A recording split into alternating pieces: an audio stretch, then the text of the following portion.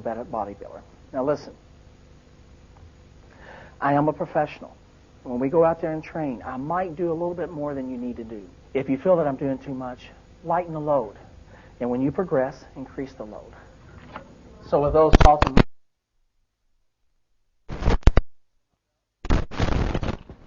let's do it. Follow me. Let's have a good one today. You and I together.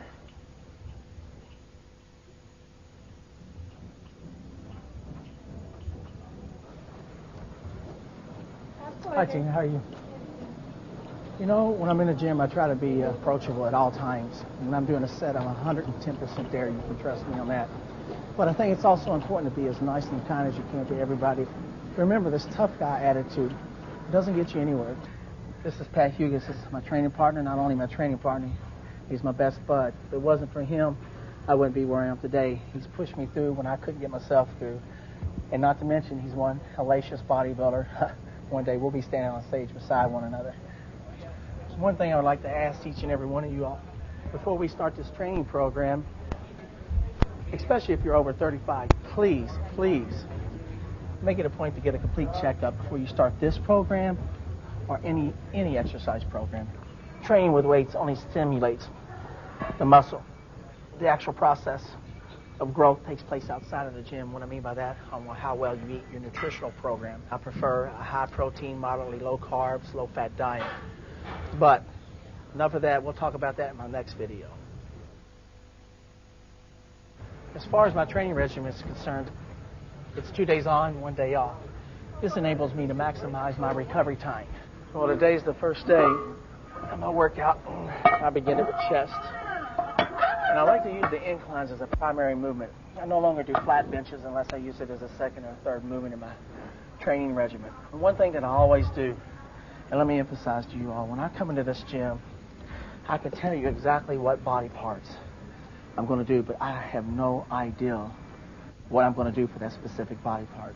Something else I always like to incorporate in my routine is the instinctive principle. It's one thing that I've really used that Joe Weider's taught me, and has worked fantastic. Anytime you come in and you do the same thing over and over and over, your body adjusts. It's such an intelligent mechanism. So if you come in here every day and you do something different, the instinctive principle, per se, is what's going to enable you to keep prospering. Therefore, your physique will constantly respond and constantly excel. Let me emphasize how essential it is to warm up. What I'm going to do is a couple of warm-ups, and then we're going to get started on this workout. We'll have the best chest workout we have ever had. Now, let's go. Come on, Get ready? Just warm it up for it. I think we're going to have a strong workout today. I can feel it. Just warming up, but I can feel it. One thing I want to point out, I just finished an Arnold Classic in San Jose. It's been 4 weeks. I'm just now getting back into my training regimen. And there's something I'm going to emphasize, and I will emphasize this throughout the video. It's not the quantity of the weight, but the quality of the movement. It's not the quantity of the weight, but the quality of the movement. It's not the quantity of the weight, but the quality of the movement. Now, what you're going to notice is I'm not going to be able to use the poundages that I've used in my off season because I'm stepping back into my training regimen. But it doesn't matter. For the simple fact, I'm here to work the muscle. I left that ego at the door. I'm not going to let it have any bearing on me whatsoever. Let's go with a good warm-up, Pat. I always pyramid up in weights. But rather than show you all the sets, I want you to see how I perform a maximum effort set. Okay, what I've done is I've moved the weights up to 275. This will be as heavy as I go today. But remember, as I stated earlier, I'm not at my full potential as far as strength is concerned. My primary objective is just to work that muscle. Observe how my form is steady and smooth, never locking out at the top, with my concentration focused on working the muscle. I'll do 4 serious sets of inclines, keeping my reps between 6 and 20. You want to work both fast twitch and slow twitch fibers for maximum growth. Low reps work the slow twitch fibers, while higher reps work the fast twitch fibers. Excellent set. Okay, we just finished 4 sets of an incline barbell. What we're going to go over here and do is some incline dumbbell. Now, this is the exercise that I've chose today. It could be anywhere from flat bench presses to incline flies, flat flies, but today I'm going to use this exercise. One thing that I'm going to do that's different from the barbell inclines is I'm going to take this bench right here, And I'm going to lower it down just a little bit lower of an incline compared to what I had on the barbell incline. That's going to give me a little bit different of a feel. And one thing, like I've told you before, and I'll keep reiterating this and emphasizing on this, I'm going to do a light warm-up. Because even though we have done the same exact, or on the same exact body part, we're going to a different exercise. So you're going to hit your chest and your tendons and ligaments in different areas. So you want to warm up, make sure you're fluent to that movement. So what I'm going to do, first of all, is grab 45-pound dumbbells, nothing of any heavy value. I'm going to sit up here and do a set. Come on now, Porter. Squeeze it up. Just a light warm-up. Good work, Porter. Let's move up one more set. This is the last set. Let's move up to something like 110 pounds for a good 8 to 10 reps. Okay, this is the last set. Pat? Let's go now, babe. Let's do it. Let's go. Thank you, Pat. Okay, here we go, Porter. Drive it up. Come on up. I pyramid up on these, but I'll just show you my top set. Pay attention to the smooth, steady motion, the full stretch, and keep constant tension on the pecs by not locking out. Don't worry about the amount of weight. Focus on working the muscle. I'll do 4 working sets of 6 to 20 reps on dumbbell inclines. By now, I've got a terrific pump. 9, beautiful. 10. Okay. Super set. Good strength, man.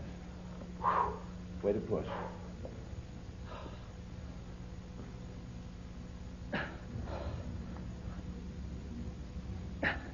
That much closer to the Olympia. The Arnold, the San Jose, they're all finished. I'm on the road to the Olympia. In order to stand with guys like Dorian, Flex, Sean, Lita Brada, Kevin Leverone, I got to be my best. The only way I could be my best is give it 100% when I'm here.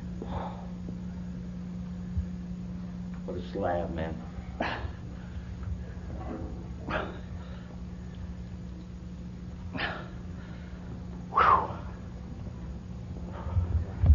Without this movement, I could have never obtained this.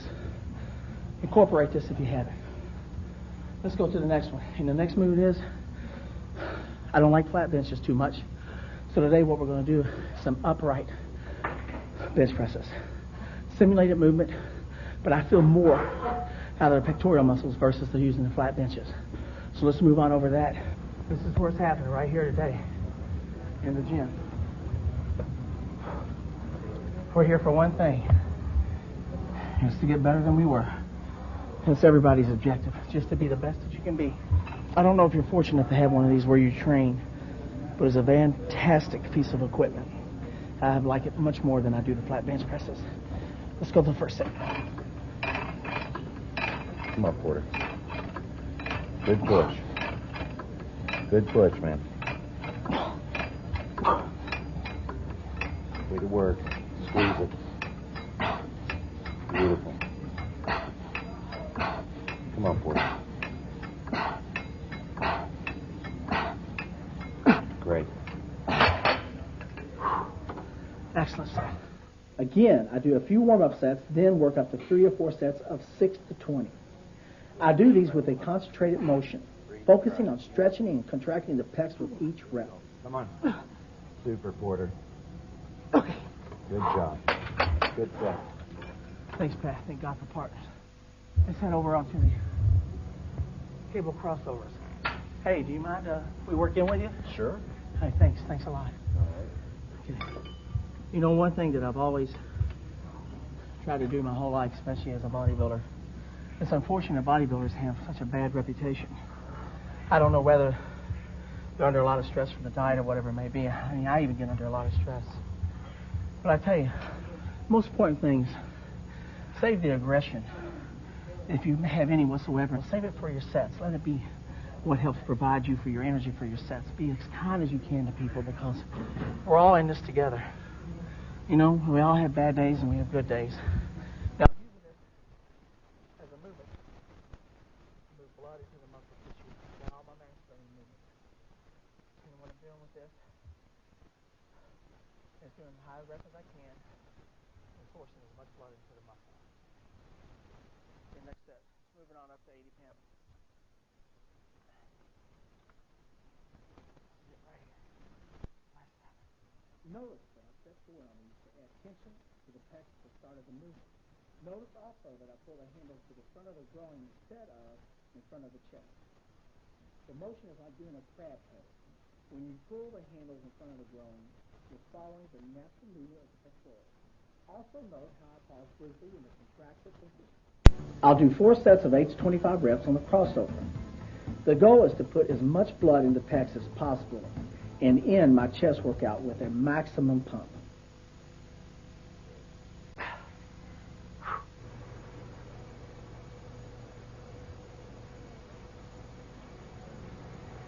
Pick me up. We finished chest. We had a great chest workout. And now we're going to shoulders. Because we're going to start off with some front barbell Smith machine presses. And we're going to move on to laterals. And one of the factors that bother me doing chest and shoulders together, when you work chest, you work about 80 to 90% of your deltoids. My philosophy is, you've already forced 80 to 90% of the blood into the deltoids. You've basically worked them. Why not finish the job? One thing that I want to point out, a lot of people tell me that my deltoids are one of my strongest body parts. I have been fortunate enough, even as a young child. I remember joining my first gym at 20 years old, 124 pounds. Believe it or not, I still have deltoids. My primary objective is to be as fully developed all over, with everything being perfectly balanced, everything flowing perfectly as a piece of art. And that's what I am, an artist. Come on forward. So my last set. I'll usually start out with 135, and I'll never go any higher than 2 1/4. Okay, ready? Here we go. Okay. Come on up. I never do behind the neck presses because it's an abnormal movement that puts excess stress on the shoulder joint. Like always, I pyramid my front presses, doing 4 sets of 6 to 20 reps. Take a medium grip, not too wide, come all the way down with a full stretch, and stop at the top before a full lockout. Can I ask you a question? Yeah, sure, go ahead. Can you get the same amount of leg press that you do with squats? Sure you can. Main thing with every exercise, any exercise could be a mass building movement. I no longer do squats for the simple fact I try to keep my waist small. But if you get in on a leg press and you give it 110%, keep your reps relatively high, and always give it 100%, you'll get just as much out of the leg press as you will the squat. Okay, thank you. Okay, take care. You know, as I've said before, I try to be as accessible to people as I can between sets. There's only one thing I usually ask of everyone. Just let me get my set in, and after I'm finished with my set, you can ask me anything you'd like. Next, I move to lateral raises to work the side head of my deltoids. Form is vital in this exercise, so you don't want to go too heavy on these. I do 4 sets of 15 to 20 reps, focusing on getting the contraction at the top. Bring the weight up until it's parallel with the floor and stay in control of the weight. Remember, it's not the quantity of the weight, but the quality of the movement. One of the factors involving it being the best movement, a simple fact, is when you want to accentuate the width of the shoulder versus the size of the waist, you want to add a cap to it. Your presses are fantastic, but this right here, you're able to isolate either the front deltoid, the side deltoid, or the rear deltoid. And doing that, this causes your shoulders to expand. Gives you that round ball, the ball. And that's what I'm trying to grab for, is that ball. So when I stand on stage, not only do I look broader, my waist looks smaller, even though my waist isn't smaller. It's the fact that I've added so much to the cap of the deltoid. A lot of times people will do the movement like this right here and just throw it back. It's a side lateral. Do it as it is. Go straight out to the side. Straight out to the side, okay? If you have to drop down to 15 pounds, drop down to 15 pounds. What I'm going to do now is I'm going to rear deltoids, okay? So many bodybuilders today, both amateur and even some of the pros, they lack in the rear deltoid development. And what I'm going to use is a piece of equipment such as this right here. Instead of doing the regular bent over dumbbell rows, this isolates me. This takes the pressure off my lower lumbar area. Again, people tend to use too much weight on these. You're not doing rows here. You're doing flies. You want to keep the weight out from the body. I warm up, then do 4 sets of 6 to 20 reps. Focus on fully contracting the rear delt at the top. Don't neglect your rear delts. They not only round out your shoulders, they also add impressive depth to your upper body from the rear. We've already finished the front, the side, and the rear delts weight. Now I'm going to finish my shoulder workout off with trapezius work. Now, in off season, since I've been blessed so much with large trapezius muscles, I do them every other shoulder workout. This so happens to be the day that I'm going to do it. And what I'm going to do, and what I like the best, is the dumbbell shrugs.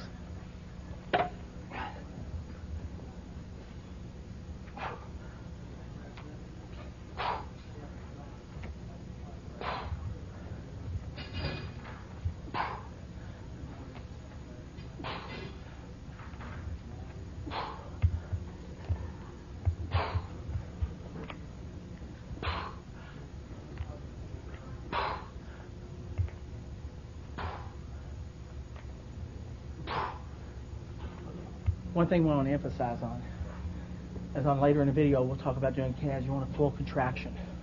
And the same thing with trap. A lot of people they'll bring it up and roll it, or they'll bring it up a partial amount and let it back down. Full contraction. Remember, again, I got to emphasize, it's quality, not quantity.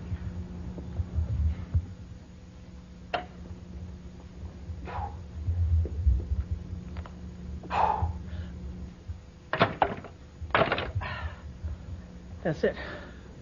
That concludes our trapezius workout, and that's the end of our shoulder workout. So that's workout number 1, chest and shoulders. It's very simple, nothing fancy or complicated, just the basics properly performed. Now it's time for a shower, and then home for the post-workout meal, then back tomorrow for back and biceps. See you then. The primary reason every one of us step into the gym to lift weights, I'm sure we admire that certain look of a bodybuilder. But most importantly, we're there to better ourselves and to enhance our own self-esteem. Hey, it's nice to see you again today. We're doing a hard workout. Let me tell you a little bit about my back. 1988, I did the Junior Nationals. Yeah, I won. I was fortunate enough to win my class and the overall. But let me say something. They told me that my back was very weak. After that point, I said never again. So when I went back to the drawing board, I pulled out some exercises that I knew were going to be the best developers, and I use them. And what I'm going to share with you today is the exercises that made my back what it is today, because I am very proud of my back. So what we're going to do is start off with just a couple of light warm-ups, like I always do. And today we're starting out with front pull-downs. I normally never, ever do chins, very rarely. But this is a simulated movement. You can get the same benefit from it, but more of an isolated movement. You don't have to cheat. If you're working out by yourself, you can do it on your own. You don't need a partner. Okay, I'm going into the last set right here. I have to use these straps. Not only does it hold my hands on the bar, I have very little hands. That's something I do have, probably the smallest of them in the sport of bodybuilding, hands. So it enables me to do heavier poundages and not cause any problems as far as losing my grip. It's my last set. I'm going to go about 8 or 10 reps. The main thing is just give it 100%.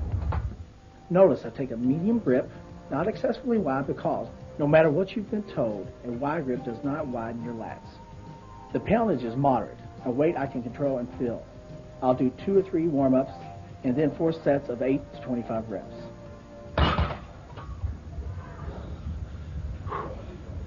Wins you. That's why it pays to do cardiovascular work in your off season. Anytime you're working back, put a lot of pressure on your diaphragm, especially when you start doing the bent over movements. And that's what we're going to next, to what I consider the best all-around movements you could ever do for back development, both thickness, width, you name it, it'll do it. Let's go to wide grip rows. Okay, we're to the bent over rows. We're going to do a light warm-up like we always have emphasized on. Pat and I both emphasize on it a great deal. My warm-up's usually 135. One thing you want to pay attention to do, you want to arch your back and kneel down. Put a good tuck in your knees to take the stress off your lower back. I'm telling you right now, if you don't implement this into your program, you'll never have a champion back. And in order to beat me, Flex Wheeler, Dorian Yates, all the other guys, Sean Ray, you're going to have that back.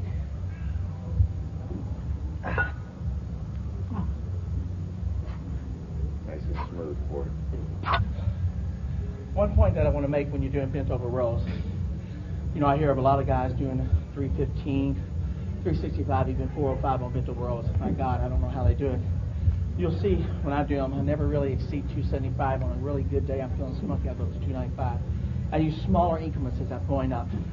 My first set usually consists of 185. I'll move up to 2 1/4, 275, and as I stated earlier, if I'm feeling really good that day and strong, I'll move up to 295. One thing that I always want to emphasize, as I always do on back, especially back, because you don't need an injury. You injure your lower back, your career is over.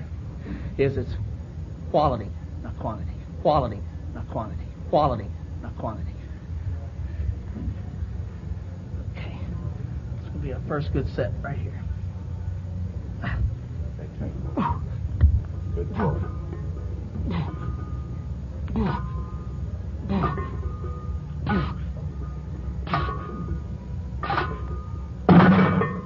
Okay. We just finished wide grip rows. Very strenuous movement. Takes a lot out of you. The next movement I've chose for the day, we're going to one-arm dumbbell rows. I think it's fantastic for thickening of the lats and lengthening of the lats. Now, as I've told you before, I use what is called an instinctive training principle. I know what body part I'm going to work for that day, but I don't know what I'm going to do exactly for that body part. And today I've chosen one-arm dumbbell rows for my third exercise. It's a fantastic mass builder. Helps enhance the thickness of the lat and also lengthens the lat. Main things do full contraction. I've always emphasized on everything else, all the way down, all the way up. Never cheat yourself. Remember, it's quality, not quantity. I take the stress off my lower back by keeping one knee on the bench. Lower for a full stretch, then pull the dumbbell to the lower pec, keeping your elbow tucked in. If you let your elbow wander out, you'll involve the biceps too much. I'll do 4 sets of 15 to 20 reps on these. Now we finished with one-arm dumbbell rows. I'm pretty exhausted, but I've got one more exercise I'm going to show you. And what we're going to finish off with is some seated rows. You want to get some stretch on these, but not excessive. Smoothly pull the bar into your abdomen while arching your back for a complete contraction.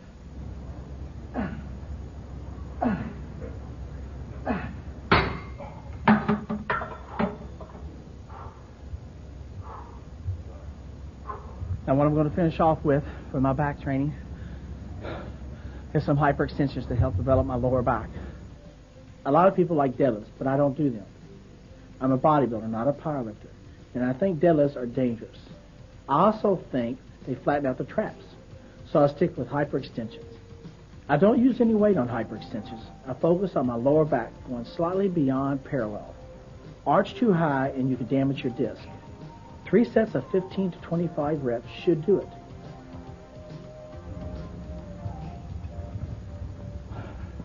Next, we're going to biceps. Now, the reason I'm doing biceps with back, I've always incorporated it like that for a simple fact. I think it avoids injury because the bicep's fully warm. True, you might not be as strong, but it doesn't matter. Remember, it's quality, not quantity. Now, secondly, most importantly, you indirectly worked your biceps, anywhere from 80 to 90%. You forced a lot of blood into the muscle. Why not go ahead and take care of business and finish it off? Now, what we're going to do today is that, as usual, I'm using the instinctive principle. I've decided to do dumbbell curls, and I'm going to finish off with some preacher curls. Very seldom do I ever do straight bar curls. It puts a little too much stress on my elbows and my wrist. So I'm going to do a light warm-up, and then we're going to move on to the real thing.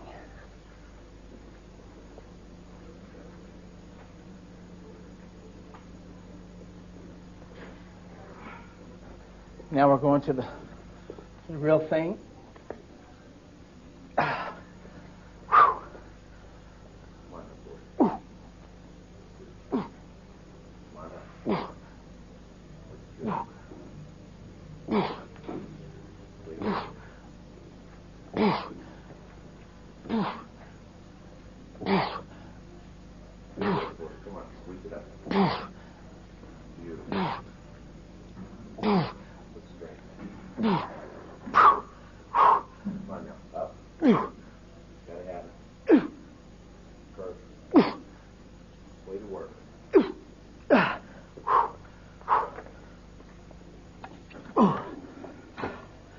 Now you notice every set I was adding a great deal of supination in there.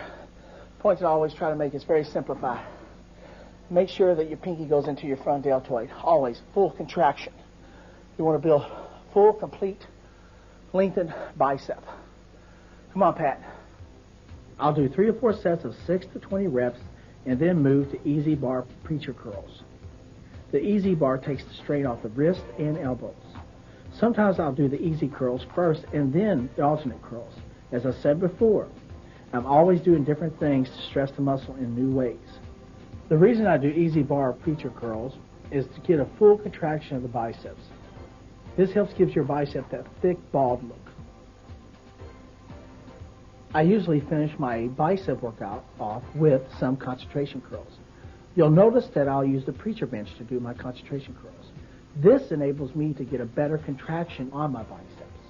I'll usually do 2 to 3 sets, anywhere from 12 to 20 reps. Always fully contracting the bicep. Now, we've just completed our bicep workout. I finished off with isolated concentration curls on the preacher bench. Now, I've got to be honest with you about something. I never do forearms. It's something I've been genetically gifted with. Something I want to point out that one of the factors involving me never doing forearm work. When you do back training, you use a lot of your hand grip. Therefore, there's where my forearm work comes in. Now that we've completed back and biceps, you know, some days I come in here and I have a fantastic workout. Other days I don't. I've got to share something with you. I see so many people get upset when they come into the gym. They get depressed because they might not be able to get a specific lift or lift a certain amount of poundage. But that's not what it's about. If you look at things in perspective and keep them in perspective, just how lucky are we to be here?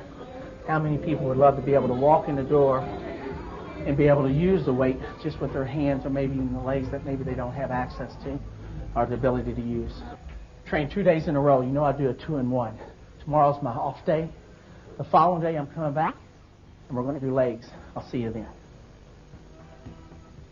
If I had to say one key element that keeps me going, it would have to be that one young kid that walks up to me and asks me for my autograph, or the letter that I might get that would say the fact that you have changed my life.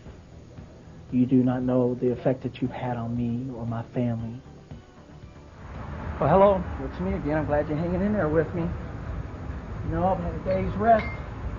As I told you before, I do the 2 on, 1 day off. It works real well with me, and also works real well with my job.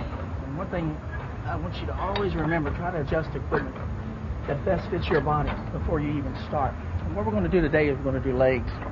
And when I do legs, I start off with extensions. One of the things that I do not want to acquire is an injury, so I need to warm up as thoroughly as possible. And what this does is it warms my knees and my quads up. I'll usually do 4 to 5 sets, 15 to 25 reps. And one thing that I always want to emphasize on, and I stress this so much, is always be in control of the movement. Remember, it's not the quantity of the weight, but the quality of the movement that you're doing. Your primary objective is to work the muscle, not move the weight.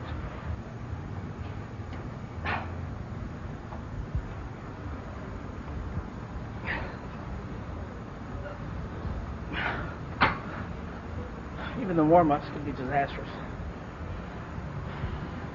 I remember when I first started working legs, there was a point in time where I was even embarrassed to wear shorts. I remember swimming in a swimming pool with long sweats on. I remember them days well. Now I'm very proud of my legs. It's taken a lot of hard work. There was a point in time, as small as my hands are, I could put them around my legs and move them around, but now I can't even come close. And the reason that is because I've worked so hard and dedicated myself, emphasizing on the exercising and the nutritional aspect of it. A lot of people say you can't build legs without squatting. And while I respect their views, I can't say I agree. I haven't squatted in about 10 years because I want to keep my waist and butt as small as possible. Yet my legs keep improving. Notice how I do the extensions using good control, holding and contracting at the top. I do 4 work sets of 15 to 25 reps, and I never exceed 130 pounds. That may sound light, but most people get tendonitis from these because they use too much weight. Do them right, and they're number 1 for strengthening the tendons and ligaments.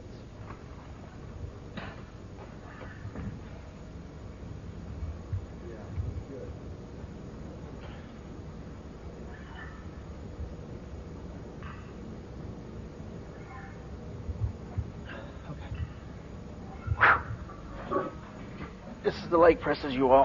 This is what I do for my mass building movement. As I told you earlier, I don't squat any longer. But I'm going to tell you right now, you can get the same development with these leg presses as you can with squats. Main things you got to do is push yourself. And what I'm doing right now, and let me emphasize this, I'm just warming up. Every exercise I do, even though it's the same body part, I do a couple of light warm-ups to avoid injury. Now, something I do different than most people is I do a lot of reps. No less than 20, and yes, I do go as high as 50, 60, and 70.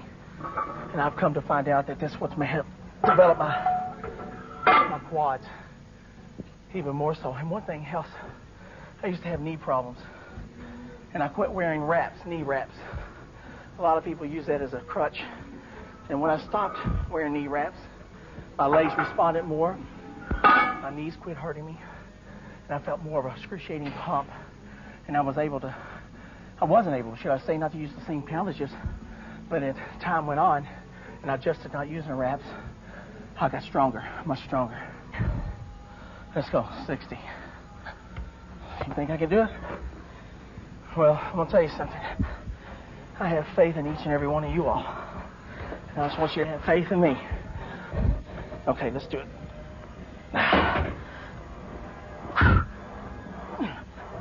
3, 4. A popular exercise that I never do is hack squats. Ask any orthopedic surgeon, and he'll tell you how devastating hacks are to your knees.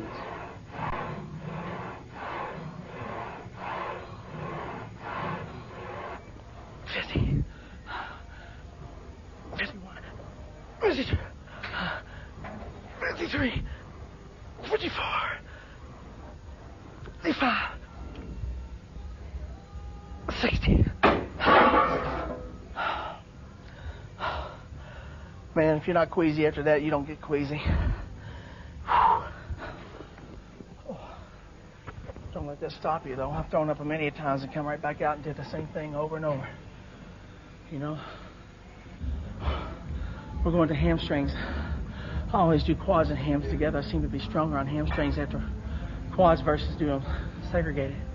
But I got to emphasize, you got to give it 110%. Let's do hamstrings. Come on. I'll often conclude my quad workout by returning to the leg extension and doing 2 or 3 more sets with 30 or 40 pounds, just to get as much blood into the muscle as I can. Lying leg curls are my primary hamstring exercise. As always, I do a few light sets. I'll do these in controlled fashion, contracting the hamstrings hard at the top. And you know my motto by now. It's the quality of the movement, not the quantity of the weight. 5 or 6 sets of 10 to 25 reps really stimulate my hamstrings. One more. That's it. The last of the leg curls. Wait a minute. I also do seated leg curls for 3 or 4 sets of 10 to 25 repetitions. These really give you strong contraction of the hamstrings.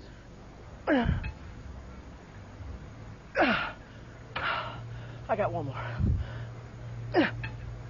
One more. Okay. That's it. Bad thing about this movement is getting out of it. My God. I don't know how many people do this. I think it's one of the best ones you could do overall for hamstrings, for the reason being, it's the simple fact that it isolates the hamstrings, such as a preacher curl for your biceps. This is it right here. From nothing to these right here. That concludes our quad and ham workout. Thumbs up. Thanks for being here for the leg workout. Let's go on to calves now. If you noticed, I wear boots when I train. The reason I wear boots is for the simple fact of stability. I have very small feet. I wear a 7.5. My feet kill me if I wear anything else but when it comes to doing calves, which is what we're about ready to do, I need, and it's most important, that I get a full contraction, and I cannot do it with boots. So what I use, you all, I either go barefooted, or I use something that's flat-soled, and this is what I suggest to each and every one of you all, to actually maximize the full benefit of calf development, getting your calf work They might not look the greatest, but they get the job done. Okay, let's start our calf workout. Let me say something before we start. One thing we got to emphasize on is a full contraction, all the way up, all the way down. What I do is a high volume day, a low volume day. I train calves every other day. On alternate days that I don't do calves, I do abs. And we'll talk about that a little later. But right now, I'm going to start off with a low volume day. And what my low volume is 15 to 25, maybe 30 reps. On a high volume, I'll do as much as 100 reps, 50 to 100. And believe it or not, I won't even use 20 or 30 pounds because still at the same time, I want to get the full contraction. So let's go ahead and start with a warm-up. Just do a couple light warm-ups and we'll get going, okay?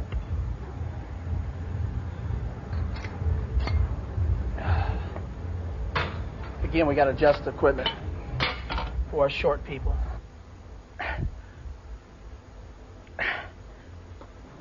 A lot of people say you have to be born with good calves. I sure wasn't. My calves used to be, well, Pitiful. Pathetic. Putrid. well, you get the point.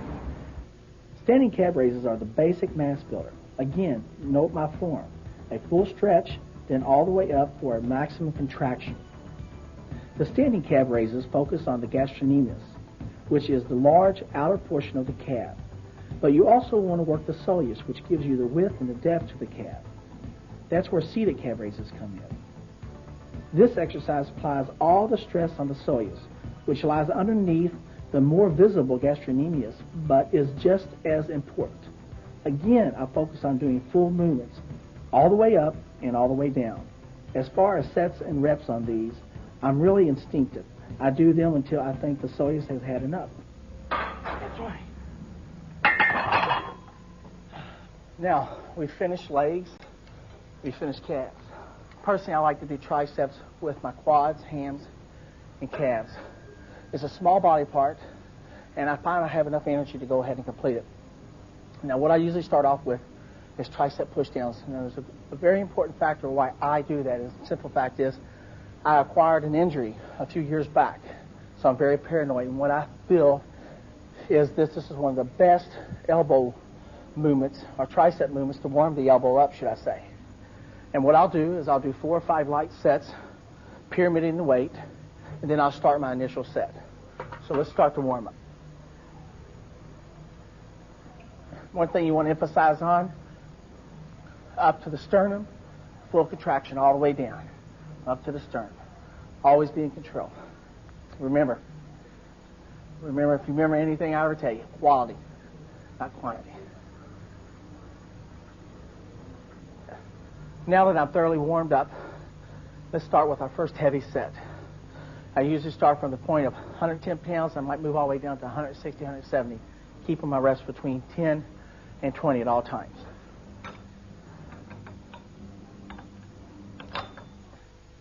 I'll do 4 to 6 work sets of 10 to 20 repetitions, bringing the bar all the way up to my sternum and fully contracting the triceps at the bottom.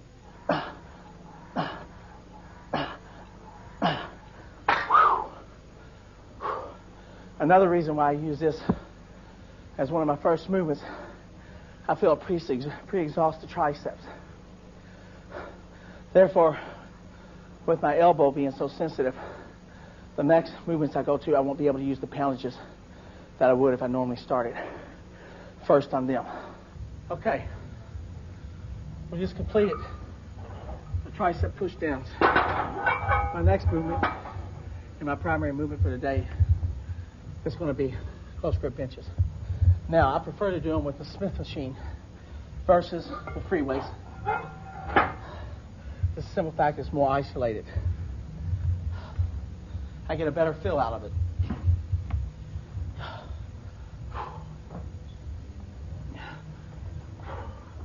You just want to take a medium grip,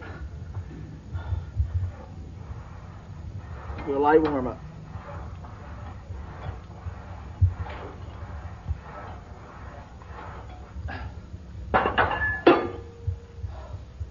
You'll find on the Smith machine you can't use the poundages you would if you use free weight because of an isolated, or being an isolated movement. But you're getting the same effect. Remember, I used Tricep push down is a pre-exhaustion. Trust me, it's definitely pre-exhausted my triceps. There's one thing I've always felt I kind of lacked in, and that was arm development. I've done my best to try to bring them up, and I think I have. When you see me on stage, you no longer see a person with arms that might be lagging behind. You see arms that are up to par with the rest of his body, and that's what my objective is, to be totally symmetrical and balanced.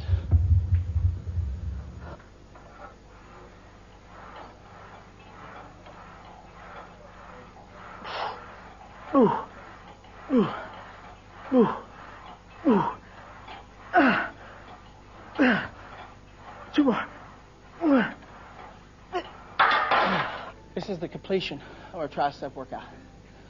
What I've done is push downs and went to the mass building movement, close grip benches. What I'm going to finish off with is some behind the neck tricep extensions, okay? Always remember to do a full contraction all the way down and all the way up with the dumbbell. 4 or 5 sets of 10 to 15 reps leaves me with a terrific tricep pump.